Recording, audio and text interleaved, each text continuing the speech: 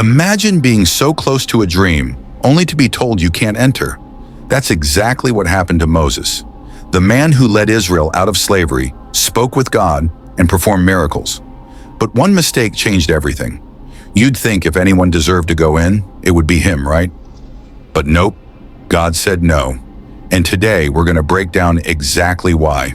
The Israelites were in the wilderness, and as usual, they were complaining, this time about being thirsty. They needed water, and instead of trusting God, they started freaking out on Moses. So God gives Moses and Aaron a simple command in Numbers 20, verse 8. He says, "Take the staff, and you and your brother Aaron gather the assembly together. Speak to that rock before their eyes, and it will pour out its water." Sounds easy, right? Just speak to the rock. But Moses at this point was fed up with these people. So instead of speaking to the rock, he hits it twice. And look, water still came out, but here's the problem. Moses didn't obey exactly what God said. And because of that, in Numbers 20, verse 12, God tells him, "Because you did not trust in me enough to honor me as holy in the sight of the Israelites, you will not bring this community into the land I give them." So boom, right there, Moses' fate was sealed. He wasn't getting in. Now some of you might be thinking, okay, but what's the big deal? He just hit a rock instead of speaking to it. Isn't that kind of harsh? But here's the thing. Moses wasn't just some random prophet. He was the leader of Israel. And when you're leading God's people, every action matters. 1.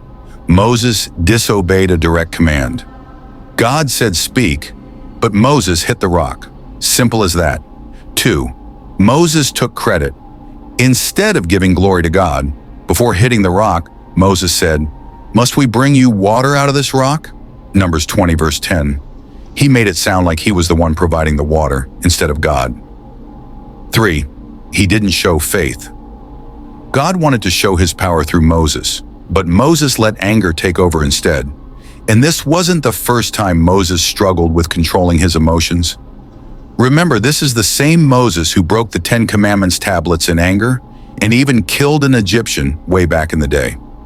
Now later on in Deuteronomy 32, verse 51, God reminds Moses again why he couldn't enter the land. "This is because both of you broke faith with me in the presence of the Israelites at the waters of Meribah Kadesh in the desert of Zin, and because you did not uphold my holiness among the Israelites." So God wasn't playing. He wanted Moses to set an example, and instead Moses acted out of frustration. And here's the cool part.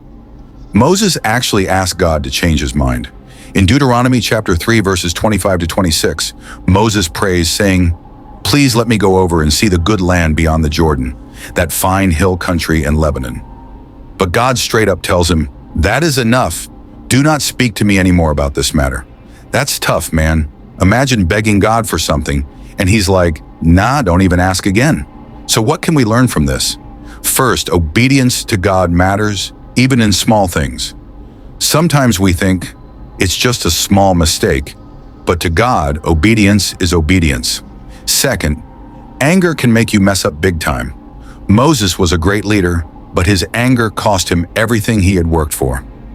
Third, even great people face consequences.